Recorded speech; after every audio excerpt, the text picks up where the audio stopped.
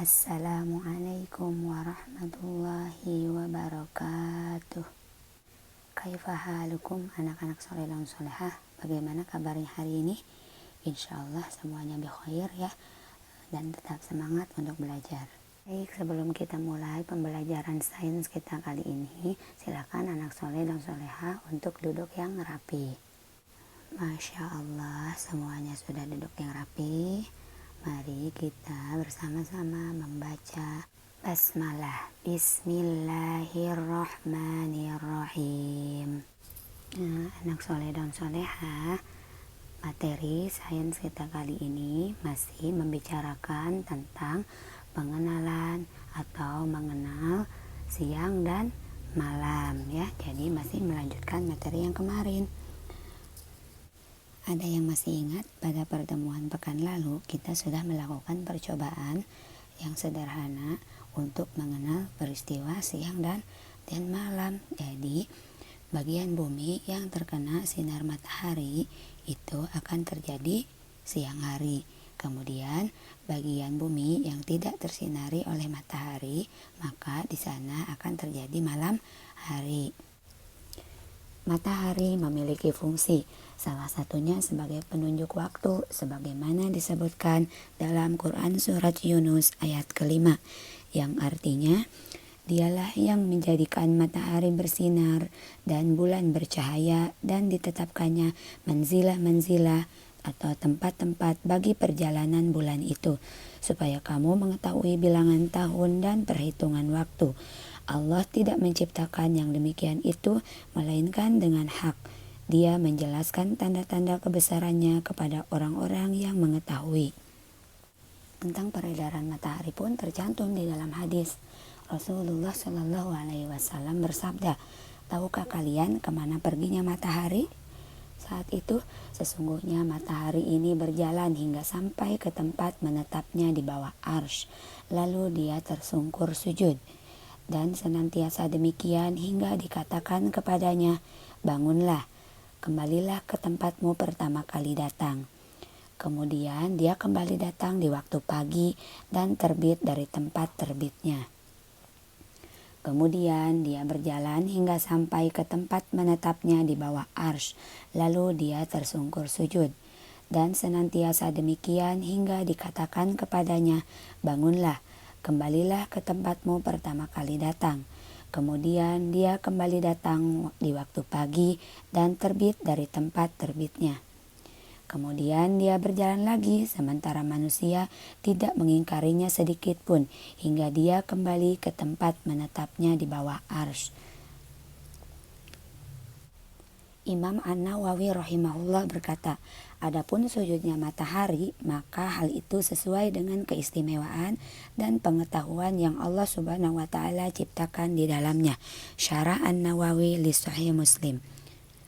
Dan Ibnu Hajar rahimahullah berkata, menurut zahir hadis ini bahwa yang dimaksud dengan menetapnya adalah berhentinya pada siang atau malam ketika bersujud. Dan lawan dari menetap adalah peredarannya yang selalu dilakukan, yang diredaksikan dengan berjalan. Wallahu a'lam. Dari dalil tersebut dapat disimpulkan bahwa manusia dapat memperhitungkan posisi dan pergerakan matahari dan bulan, karena keduanya bergerak secara teratur, kemudian mengambil manfaat dari hal-hal yang ditimbulkan, salah satunya yakni dalam perhitungan waktu siang dan malam, serta waktunya sholat.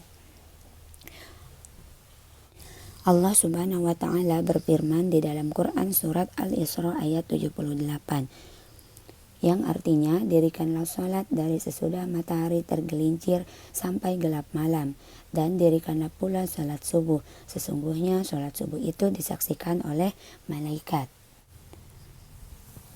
Dari ayat tersebut diketahui bahwa umat Islam diperintahkan untuk menunaikan sholat dengan melihat petunjuk waktu pelaksanaannya melalui posisi matahari.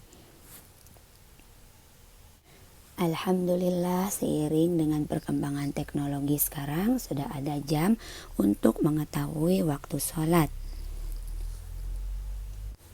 Sehingga apabila cuaca sedang mendung dan matahari tertutupi awan, maka kita tidak kesulitan untuk mencari posisi matahari sedang berada di mana. Nah, alhamdulillah kita dimudahkan dengan adanya jam ya.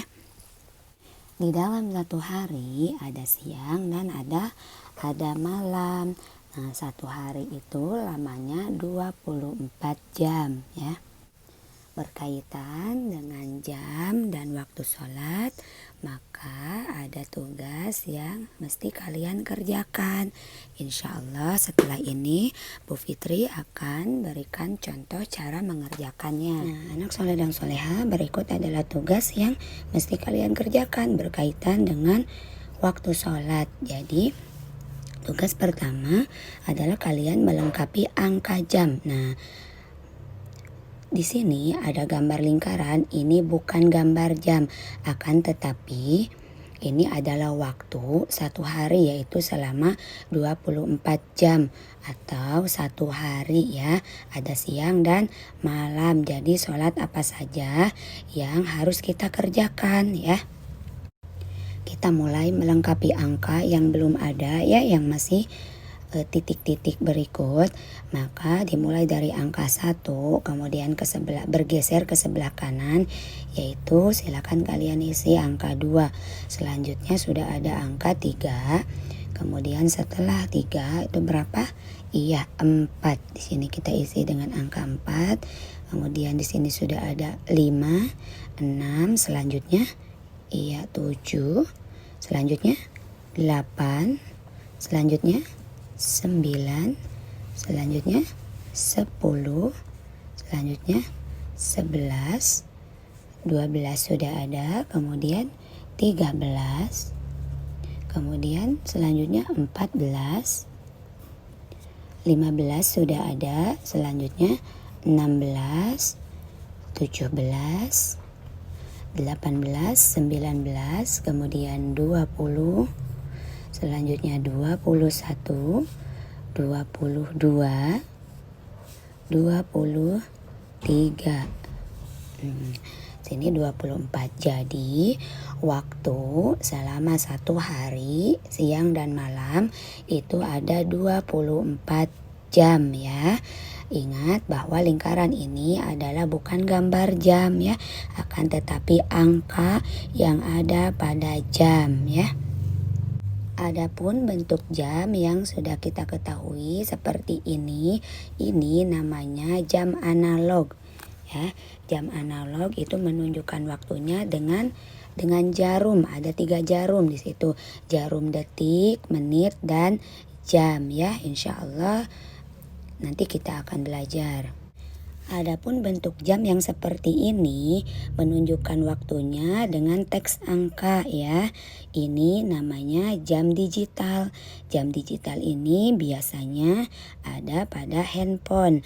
Coba anak-anakku yang soleh dan soleha, dilihat jam di handphone ayah atau bundanya menunjukkan angkanya seperti ini ya. Tidak ada jarum jamnya. Namanya jam digital. Setelah kita melengkapi angka jamnya tadi, nomor 2, tebalkanlah garis putus-putus sesuai waktu sholat. Nih, tahajud jam 3, subuh jam 5, duha jam 9, zuhur jam 12, asar jam 15, maghrib jam 18, isya jam 19 ya.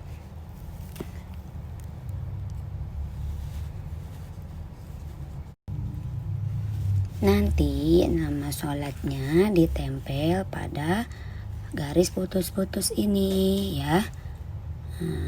Mana yang harus ditempel ya? Sebelum ditempel harus digunting dulu. Coba lihat di halaman selanjutnya. Nah, yang ini ya. Coba kalian baca ya. Di sini ada kata subuh, kemudian asar, isya, duha, zuhur, maghrib, dan tahajud ya. Nanti tulisan ini kalian gunting kemudian ditempelkan pada kotak yang bergaris putus-putus tadi ya. Nah, Bu Fitri akan contohkan satu saja ya. Di sini Bu Fitri sudah menggunting kata tahajud ya. Kita akan beri lem.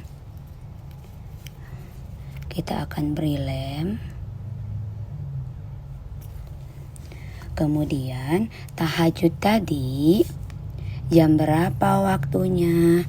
Menurut keterangan di sini tahajud itu jam 3. Maka silahkan kalian cari angka 3 pada angka jam berikut ya.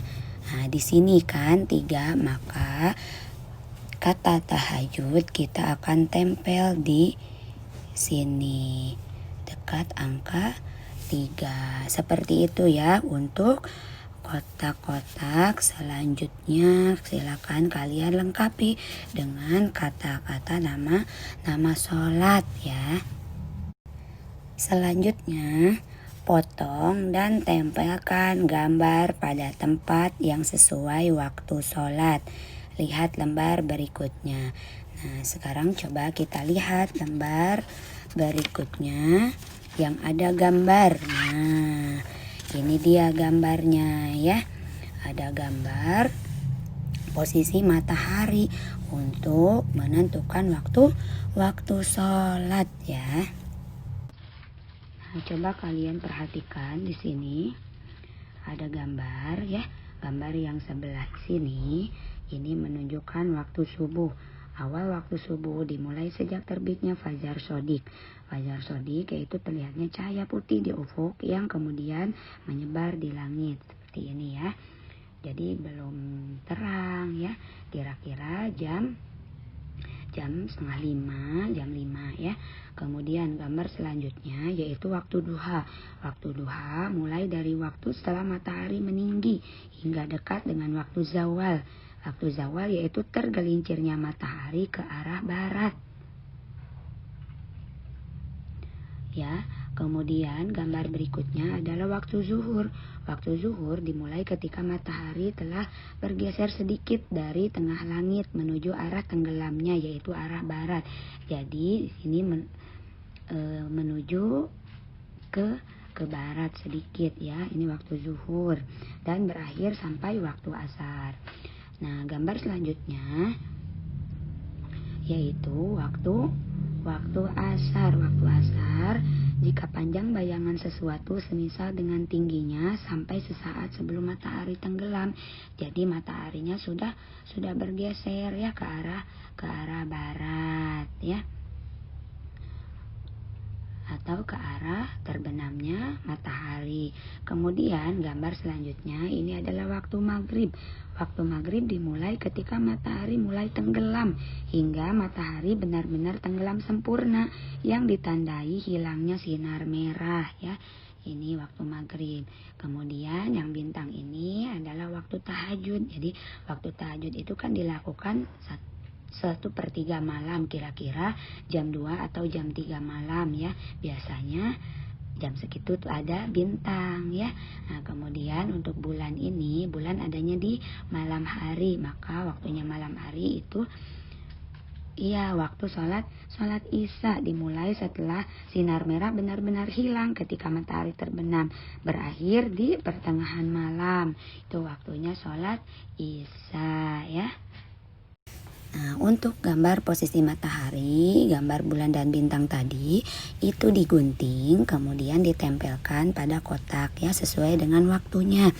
Nah, tadi bintang itu waktunya sholat apa tadi? Iya, sholat tahajud, karena sholat tahajud itu dilakukan di malam hari ya. Sehingga pada malam hari kita lihat ada bintang, maka kita akan tempelkan gambar bintang di sini. Nah, seperti ini ya. Nah, seperti ini ya. Nanti untuk kotak-kotak berikutnya silakan kalian lengkapi dengan gambar. Nah, jangan lupa gambarnya diwarnai yang bagus ya. Untuk tugas yang kelima yaitu warnailah potongan lingkaran sesuai pola atau huruf dengan memperhatikan kisi-kisi pada halaman berikut. Nah, coba kalian buka halaman selanjutnya ya.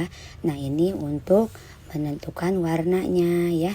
Misalnya apabila warnanya persegi panjang maka hitam warnanya. Kemudian apabila oval maka warnanya kuning. Nah, caranya ini untuk menentukan potongan lingkaran tadi, menentukan warnanya ya. Sekarang ini warna A. Warna A itu polanya seperti ini. Sini ada persegi panjang, oval, persegi panjang, oval, persegi panjang. Selanjutnya apa? Iya, oval. Nah, kita lihat pada kisi-kisi warna di atas, oval, bentuk oval ini ya.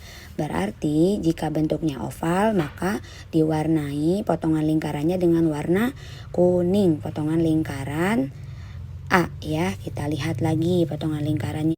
Nah, ini dia di sini yang A. Tadi warnanya apa? Iya, kuning. Maka kita akan warnai bagian A ini dengan warna kuning.